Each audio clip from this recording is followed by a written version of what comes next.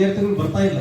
ಅದಕ್ಕೆ ಅದೊಂದು ಟೀಮ್ ಮಾಡಿ ಪ್ರತಿಯೊಂದು ಹಳ್ಳಿಗೆ ಅಡ್ಡಾಡಿ ಎಲ್ಲ ಮಕ್ಕಳಿಗೆ ಹೇಳಿ, ನಮ್ಮ ಮಕ್ಕಳಿಗೆ, ನಮ್ಮ ಉಳಿದಂತ ಎಲ್ಲ ಇವ್ರಿಗೆ ನಾವು ಅವ್ರಿಗೆ ವಿನಂತಿ ಮಾಡಿಕೊಂಡು ನಮ್ಮ ಸಾಲಿಗೆ ಬರುವಂತ ಒಂದು ನಾವು ಮೊದಲಿಗೆ ಪ್ರಭಾತ್ ಪೇರಿಯನ್ನು ಮಾಡ್ತಿದ್ವಿ, ಆ ತರ ಒಂದು ಮಾಡಿ ಎಲ್ಲ ಒಂದೊಂದು ಟೀಮ್ ಮಾಡಿ ಎಲ್ಲ ಮಕ್ಕಳಿಗೆ ಬರುವಂತ ಒಂದು ಅಪ್ರೋಚ್ ಮಾಡ್ಬೇಕಂತೇಳಿ ತಮ್ಮಲ್ಲಿ ನನ್ನ ಕಳಕಳಿ ವಿನಂತಿ. ವಂದನೆಗಳು.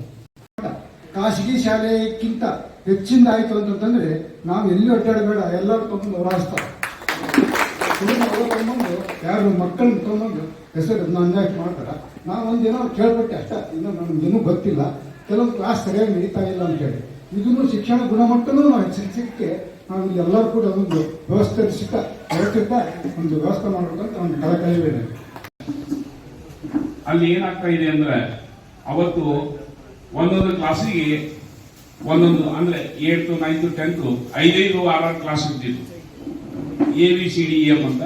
ಆಮೇಲೆ ನಾವ್ ಯಾರಾದ್ರೂ ಲೇಟ್ ಆಗಿ ಬಂದ್ರೆ ಒಳಗಡೆ ಕೂಡ್ಲಿಕ್ಕೆ ಜಾಗ ಇರ್ತಿರ್ಲಿಲ್ಲ, ಎಲ್ಲ ರೂಮ್ಗಳು ಹೌಸ್ಫುಲ್ ಆಗಿರ್ತಿತ್ತು. ಲ್ಯಾಬ್ಗೆ ಎಲ್ಲರೂ ಹೋದ್ರೆ ಅಥವಾ ಯಾರಾದ್ರೂ ಇದು ಮಾಡಿದ್ರೆ ಹೊರಗಡೆ ಹುಡುಗರು ಆಟ ಆಡ್ಲಿಕ್ಕೆ ಹೋದ್ರೆ ಅಲ್ಲಿ ಹೋಗಿ ನಾವು ಕೂಡುವಂತ ಚಾನ್ಸ್ ಇತ್ತು. ಅದು ಬಿಟ್ರೆ ಹೊರಗಡೆ ಬಾಗ್ಲಿಕ್ಕೆ ನಿಲ್ಲುವಂತ ಚಾನ್ಸ್ ಇತ್ತು.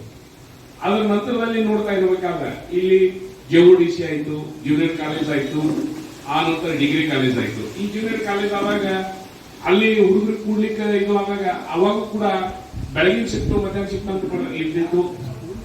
ಯಾಕಂದ್ರೆ ನಾನು ಜೂನಿಯರ್ ಕಾಲೇಜ್ ವಿದ್ಯಾರ್ಥಿ ಹೌದು, ಇಲ್ಲಿ ಜೂನಿಯರ್ ಕಾಲೇಜಿಂದ ಮೊದಲೇ ವಿದ್ಯಾರ್ಥಿ ನಾನು.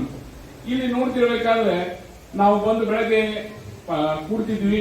ಆಮೇಲೆ 11:30 ಹೊತ್ತಿಗೆ ಹೈಸ್ಕೂಲ್ ಹುಡುಗರೆಲ್ಲ ಬಂದು ನಿಲ್ತಿದ್ರು ಅವರು ಸೀಟ್ ಹಿಡಿಲಿಕ್ಕೆ. ಮೊದಲು ನಾವು ಹೋಗಿ ಕೊಡ್ಬೇಕು ಅಂತ. ಅದು ಅವತ್ತಿನ ವಾತಾವರಣ. ನಂತರ ಡಿಗ್ರಿ ಕಾಲೇಜು ಇಲ್ಲೇ ಆಯ್ತು. ಡಿಗ್ರಿ ಕಾಲೇಜ್ ಒಳಗೆ ಮತ್ತು ನಾನು ಜೂನಿಯರ್ ಕಾಲೇಜ್ ಒಳಗೆ 2 ಕಡೆ ಗೆಸ್ಟ್ ಲೆಕ್ಚರ್ ಆಗಿ ವರ್ಕ್ ಮಾಡಿದ್ದೀನಿ. ಡಿಗ್ರಿ ಕಾಲೇಜಿಗೆ ನಾನು ಪಾಠ ಮಾಡ್ತಿರ್ಬೇಕಾದ್ರೆ ಹುಡುಗರು ಬಂದು ಹೊರಗಡೆ ನಿಂತು ಗಲಾಟೆ ಮಾಡಿ. ಆದ್ರೆ ಈ ಹಳೆ ವಿದ್ಯಾರ್ಥಿಗಳ ಸಂಘ ಮಾಡ್ಬೇಕು ಅಂತ ಹೇಳಿ ಅನ್ಕೊಂಡಿದ್ದು ಅದು ಕೇವಲ 4-5 ತಿಂಗಳೊಳಗೆ ಇಷ್ಟು ಜಾರಿಗೆ ಬರ್ತಂತ ನಾ ಅನ್ಕೊಂಡಿರ್ಲಿಲ್ಲ. ಯಾಕಂದ್ರೆ ಪೇಪರ್ ನಲ್ಲಿ ಓದ್ತಿದ್ವಿ. ಸೆಂಟ್ರಲ್ ಸ್ಕೂಲ್ ವಿದ್ಯಾರ್ಥಿಗಳು ಹೌದು, ನಾನು 5, 6, 7 ಕಲಿತಿರೋದು. ಅದನ್ನ ಸಂಜೀವ್ ಕುಮಾರ್ ನ್ಯಾಯಾಧೀಶರು ಆಸ್ಕೆ ವಹಿಸಿ ಬಂದು ಅದನ್ನೆಲ್ಲ ಡೆವಲಪ್ಮೆಂಟ್ಗೆ ಮನೆಗೆ ಅಡ್ಡಾಡಿ ಹುಡುಗರು ಕುಡಿಸಿ ಮಾಡಿದ್ದು ನಿಜಕ್ಕೂ ಮೆಚ್ಚುಗೆ ಅದು. ಅದೇ ರೀತಿ ಇಲ್ಲಿ ಯಾಕೆ ಮಾಡಬಾರ್ದು ಅಂತ ನಮ್ಮ ಮನಸ್ಸಿಗೆ ಬರ್ತಿತ್ತು. ಬಟ್ ಎಲ್ಲಾರನ್ನೂ ಭೇಟಿ ಆಗಕ್ಕೆ ಆಗಿರ್ಲಿಲ್ಲ. ಒಂದ್ಸಲ ನಮ್ಮ 83-84 ಬ್ಯಾಚಿಂದು ಗುರುವಂದನೆ ಮಾಡೋ ಕಾರ್ಯಕ್ರಮ ಮಾಡ್ಬೇಕಂತ ನಾವು ಸರ್ ಹೋದಾಗ